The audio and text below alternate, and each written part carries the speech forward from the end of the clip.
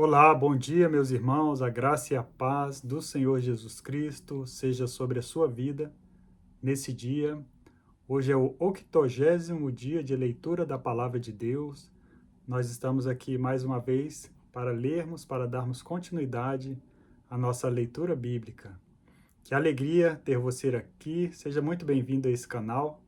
Meu nome é Reginaldo Veras. Estarei aqui junto com você, meditando e lendo na Palavra de Deus.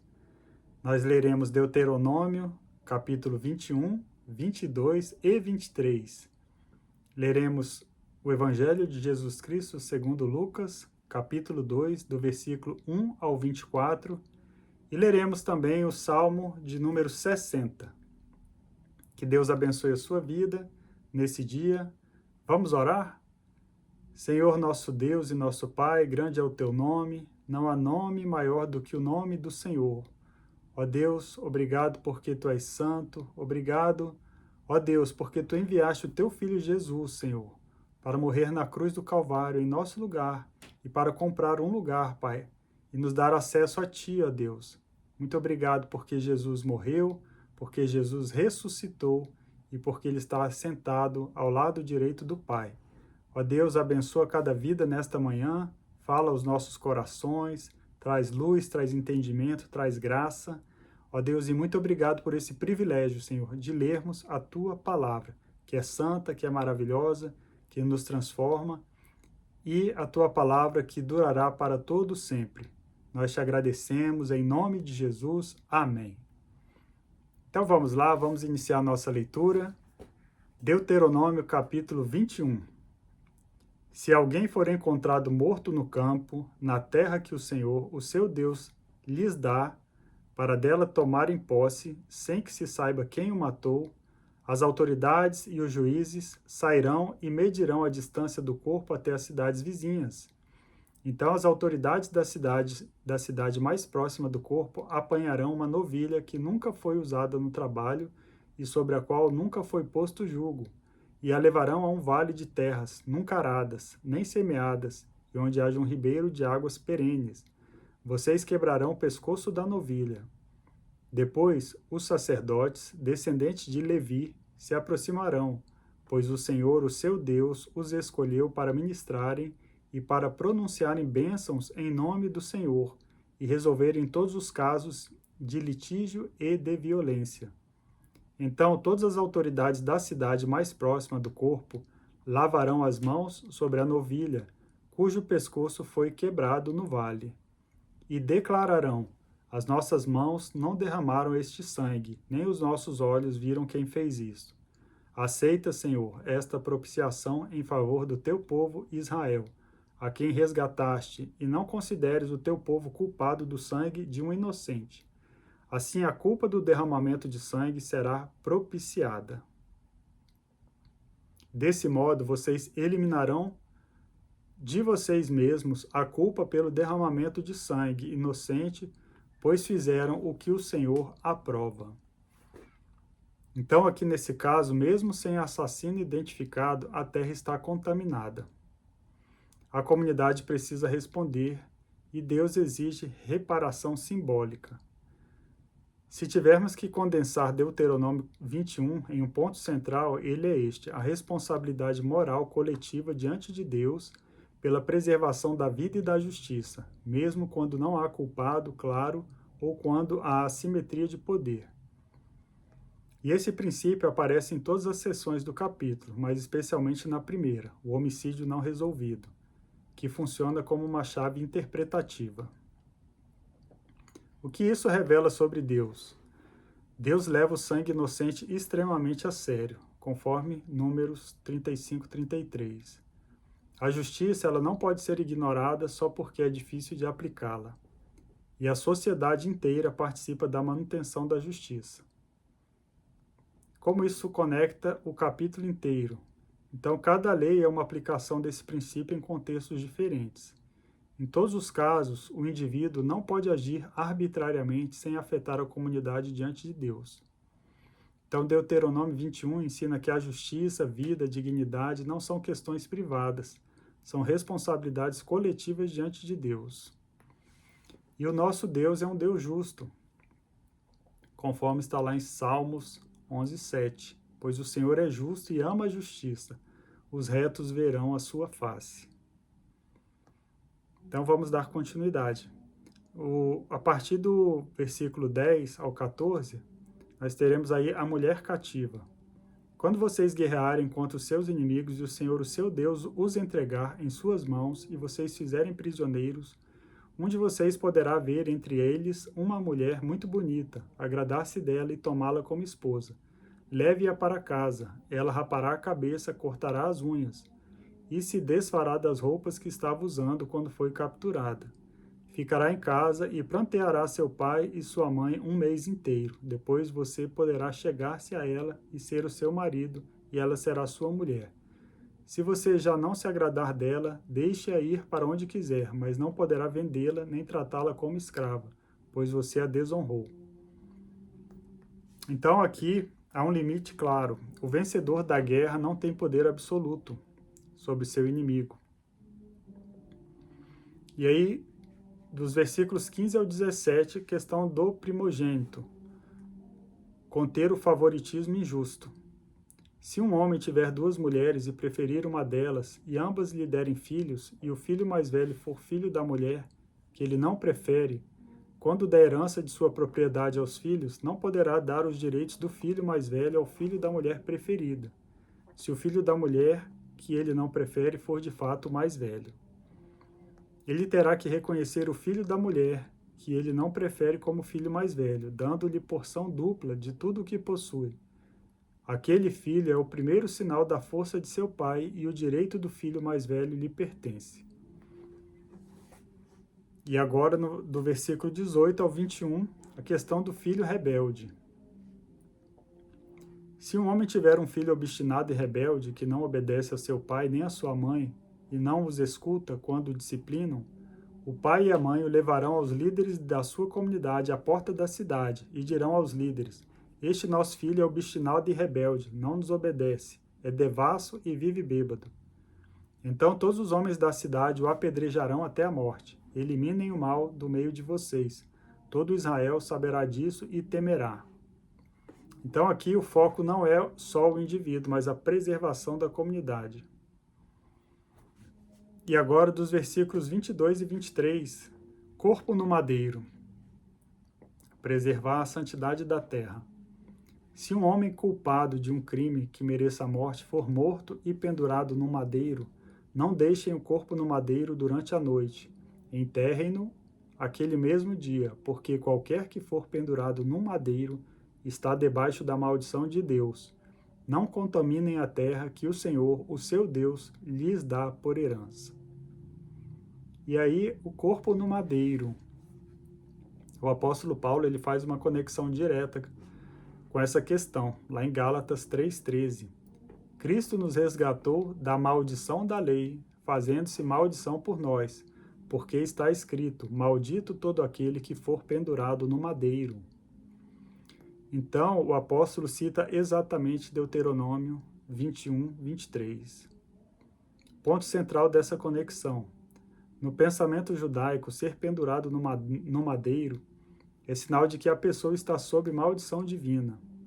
Agora, veja atenção. Jesus é justo, Jesus é inocente, mas morre pendurado pela crucificação, no madeiro. Então, isso cria um paradoxo intencional. O justo assume o sinal visível de maldição reservada aos culpados. Então, Deuteronômio 21, o culpado, pendurado, maldito. Nos evangelhos, o inocente, pendurado, tratado como maldito. E o resultado? A maldição é transferida ou absorvida. Vamos agora passar para Deuteronômio capítulo 22. Se o boi ou a ovelha de um israelita se extraviar e você o vir, não ignore o fato, mas faça questão de levar o animal de volta ao dono. Se este não morar perto de você, ou se você não conhecê-lo, leve o animal para casa e fique com ele até que seu compatriota venha procurá-lo e você possa devolvê-lo. Faça o mesmo com o jumento, com a capa e com qualquer coisa perdida que encontrar. Não ignore o fato. Se você vir o jumento ou o boi de um israelita caído no caminho, não o ignore. Ajude-o a pôr o animal em pé. Então, Deus não permite que ignoremos as necessidades do próximo quando estão diante de nós. Versículo 5. A mulher não usará roupas de homem, e o homem não usará roupas de mulher, pois o Senhor, o seu Deus, tem aversão por todo aquele que assim procede. Então, dentro da teologia da Torá, Deus cria distinções. Lá em Gênesis 1 fala que separou. Israel deve refletir essa ordem criada por Deus. Então, assim, a distinção entre masculino e feminino é vista como parte da estrutura da criação. Então, a confusão deliberada das distinções dadas por Deus, ela é tratada como uma rejeição da ordem criada, conforme comentário de R.C. Sproul, na Bíblia Reformation Study Bible. Versículo 6. Se você passar por um ninho de passarinho junto ao caminho, seja numa árvore ou no chão, e a mão estiver sobre os filhotes ou sobre os ovos, não apanhe a mãe com os filhotes. Você poderá apanhar os filhotes, mas deixe a mãe solta, para que tudo vá bem com você e você tenha vida longa. Então, a ideia é preservar a continuidade da vida. É um princípio ecológico primitivo. Desenvolve sensibilidade ética, não destruir a fonte de sustento. Versículo 8. Quando algum de vocês construir uma casa nova, faça um parapeito em torno do terraço, para que não traga sobre a sua casa a culpa pelo derramamento de sangue inocente, caso alguém caia do terraço. Então, esse mandamento ele expressa um princípio central da Torá. Você é responsável não apenas pelo que faz, mas também pelo que deixa de prevenir. Não construir o parapeito não era apenas negligência, era considerado derramamento de sangue indireto. Então, isso amplia a ética bíblica. Não basta não matar. É preciso evitar condições que possam levar à morte. Devemos tomar cuidado não apenas de não causar dano direto, mas também de não permitir que outros sofram dano por nossa negligência, isto é, falhar em agir com o cuidado, atenção ou diligência que era esperada em determinada situação, quando havia o dever e o poder para agir. Versículo 9. Não plantem 2 tipos de semente em sua vinha. Se o fizerem, tanto a semente que plantarem, como o fruto da vinha estarão contaminados. Não arem a terra usando um boi e um jumento sob o mesmo jugo. Não usem roupas de lã e de linho misturado no mesmo tecido. E é interessante esse versículo 11. Não usem roupas de lã e de linho misturados no mesmo tecido. E aí eu queria chamar a atenção para um detalhe importante. Os sacerdotes, conforme está lá em Êxodo 28, usavam vestes que misturavam linho e fios tingidos, azul, púrpura, carmesim, tradicionalmente feitos de lã tingida em contextos específicos, embora Êxodo 28 não fale em lã expressamente. Isso, porém, sugere que a mistura não é impura em si, mas é reservado para um uso sagrado específico, ou seja, o povo comum não deveria usar algo que simbolicamente pertencia ao espaço sagrado. Leis desse tipo funcionam como modelos ou tipos que ensinam princípios, não sendo fins em si mesmas. Assim, uma lei aparentemente estranha revela uma teologia profunda. Deus se importa com as fronteiras que definem quem somos. Então, esse mandamento não é sobre moda ou estética, mas sobre ordem na criação. Deus separa luz, trevas, terra, mar, e Israel reflete essa ordem vivendo com distinção.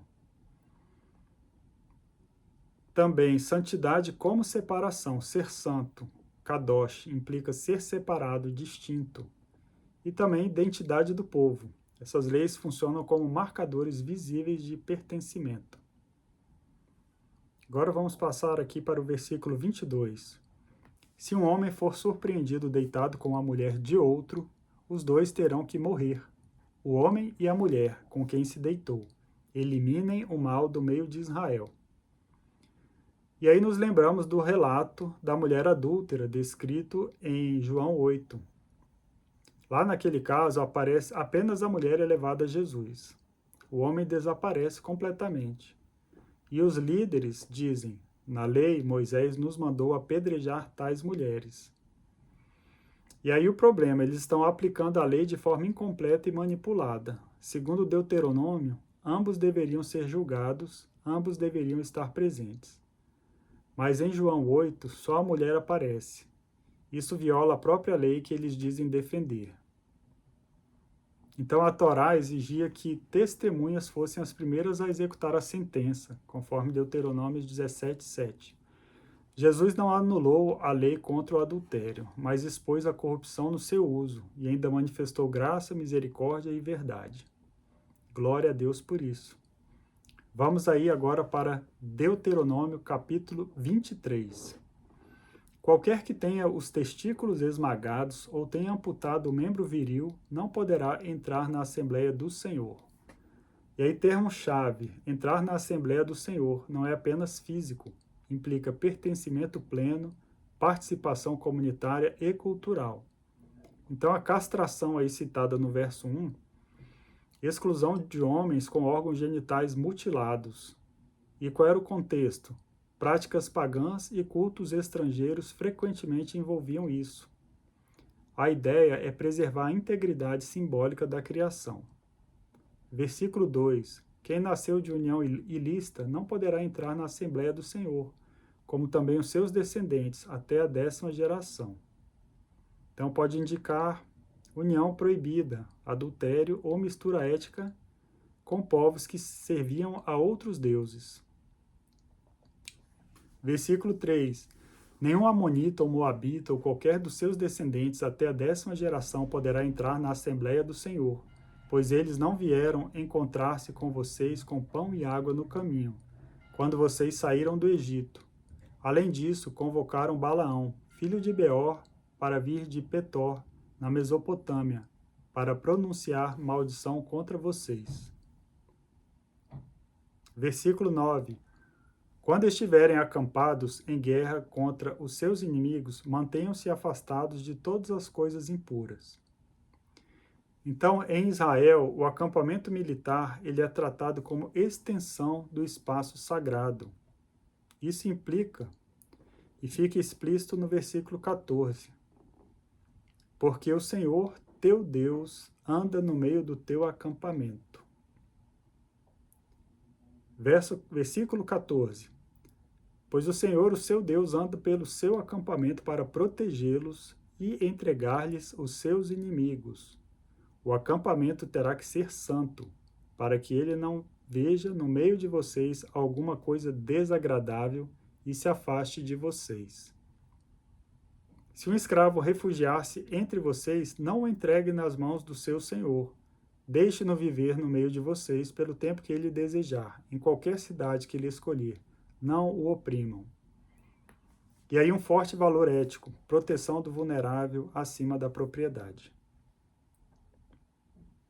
Glória a Deus, glória a Deus. Vamos passar agora para o Novo Testamento, Evangelho de Lucas, capítulo 2. Naqueles dias, César Augusto publicou um decreto ordenando o recenseamento de todo o Império Romano. Este foi o primeiro recenseamento feito quando Quirino era governador da Síria, e todos iam para sua cidade natal a fim de alistar-se. Então, o recenseamento, ele era um instrumento de controle imperial. Ele afirma o poder de Roma sobre o mundo. Então, César pensa que está organizando o mundo, mas Deus está cumprindo a sua palavra com a sua fidelidade, conforme escrito pelo profeta Miqueias. Então, no pensamento hebraico, Deus usa reis e impérios como instrumentos. Isaías 10:5. Versículo 4. Assim, José também foi da cidade de Nazaré da Galiléia para a Judéia, para Belém, cidade de Davi, porque pertencia à casa e à linhagem de Davi. Então, José pertencia à casa e à linhagem de Davi. Cidade de Davi. Então, isso ativa imediatamente a memória lá de 2 Samuel 7, promessa davídica, e Miqueias 5:2, o governo virá de Belém.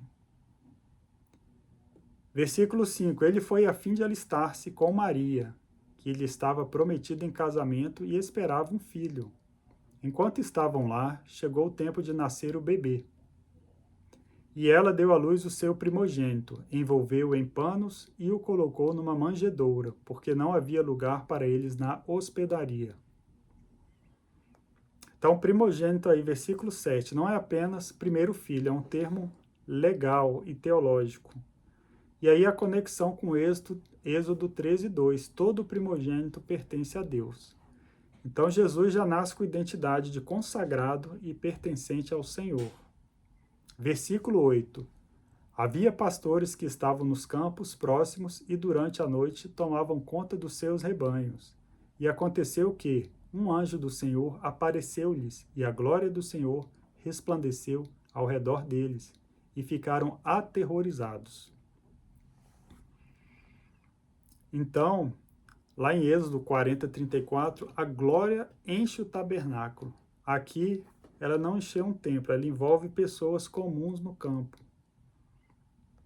Mas o anjo lhes disse: não tenham medo, estou lhes trazendo boas novas de grande alegria, que são para todo o povo. Hoje, na cidade de Davi, lhes nasceu o Salvador, que é Cristo, o Senhor. Então, o bebê recebe títulos divinos e messiânicos: Salvador, Cristo, o Senhor. Isso lhes servirá de sinal: encontrarão o bebê envolto em panos e deitado numa manjedoura. De repente, uma grande multidão do exército celestial apareceu com um anjo, louvando a Deus e dizendo: Glória a Deus nas alturas e paz na terra aos homens aos quais ele concede o seu favor. Quando os anjos os deixaram e foram para o céu, os pastores disseram uns aos outros: Vamos a Belém e vejamos isso que aconteceu e que o Senhor nos deu a conhecer. Então correram para lá e encontraram Maria e José e o bebê deitado na manjedoura. Depois de o verem, contaram a todos o que lhes fora dito a respeito daquele menino. E todos os que ouviram o que os pastores diziam ficaram admirados. Maria, porém, guardava todas essas coisas e sobre elas refletia em seu coração. Os pastores voltaram, glorificando e louvando a Deus por tudo o que tinham visto e ouvido, como lhes fora dito. Completando-se os 8 dias para a circuncisão do menino, foi-lhe posto o nome de Jesus, o qual lhe tinha sido dado pelo anjo antes dele nascer. Então, Mateus 1:21 explica o nome, porque ele salvará o seu povo. E isso faz um jogo direto com a raiz, Yasha, que significa salvação no hebraico. E aí uma conexão direta com Gênesis 17. Jesus entra formalmente na aliança abraâmica. Ele se submete à lei. Então, aquele que na Torá exigia pureza para habitar no meio do povo, agora vem habitar no meio de um povo impuro para redimi-lo. E aí o nome de Jesus, Yeshua. Yeshua, o nome de Jesus no hebraico. Da raiz salvação. Aquele que salva. Versículo 22. Completando-se o tempo da purificação deles, de acordo com a lei de Moisés, José e Maria o levaram a Jerusalém para apresentá-lo ao Senhor. Como está escrito na lei do Senhor, todo primogênito do sexo masculino será consagrado ao Senhor. E para oferecer um sacrifício, de acordo com o que diz a lei do Senhor, 2 rolinhas ou 2 pombinhos. Então, aí 2 rolinhas ou 2 pombinhos. Era uma lei para os pobres, lá em Levítico 12:8. Então, o Messias nasce dentro da realidade dos humildes, não da elite. Agora vamos passar para Salmo de número 60. O Salmo de número 60 é um salmo de crise nacional com forte linguagem militar e teológica. Ele combina lamento, confissão de derrota e esperança na intervenção divina. E o título já nos dá um contexto histórico importante. Israel enfrenta derrotas inesperadas, mesmo sendo o povo da aliança. Então vamos ler o Salmo. Tu nos rejeitaste e nos dispersaste, ó Deus. Tu derramaste a tua ira, restaura-nos agora. Sacudiste a terra e abriste-lhes fendas. Repara suas brechas, pois ameaça desmoronar-se. Fizeste passar o teu povo por tempos difíceis. Deste-nos um vinho estonteante. E aí uma metáfora com o vinho. Deus fez o povo beber confusão e desorientação. O salmista reconhece que a derrota não é apenas militar, ela é interpretada como ação do próprio Deus. Versículo 4. Mas aos que te temem deste um sinal para que fugissem das flechas. Pausa. Então, em meio ao caos, Deus ainda dá um sinal aos que o temem, mesmo no meio da luta e derrota do exército. Então, não é abandono total, há esperança. Salva-nos com tua mão direita e responde-nos, para que sejam libertos aqueles a quem amas. Do seu santuário Deus falou. No meu triunfo dividirei Siquém e repartirei o vale de Sucote. Gileade é minha, Manassés também. Efraim é o meu capacete. Judá é o meu cetro. Moabe é a pia em que me lavo. Em Edom atiro a minha sandália. Sobre a Filístia dou meu brado de vitória. Quem me levará à cidade fortificada? Quem me guiará a Edom? Não foste tu, ó Deus, que nos rejeitaste e deixaste de sair com os nossos exércitos? Dá-nos ajuda contra os adversários, pois inútil é o socorro do homem. Com Deus conquistaremos a vitória, e ele pisoteará os nossos adversários. Glória a Deus. Então, às vezes, a derrota do povo de Deus ela é interpretada como a ação do próprio Deus, não para destruição final, mas para realinhamento. Lindo esse salmo. Então, obrigado você que nos acompanhou nessa leitura bíblica, que Deus abençoe a sua vida, que você tenha um dia abençoado e que essa palavra possa frutificar na sua vida e no seu coração, te dando alegria, paz e vitória. Em nome de Jesus, que Deus te abençoe. Amém.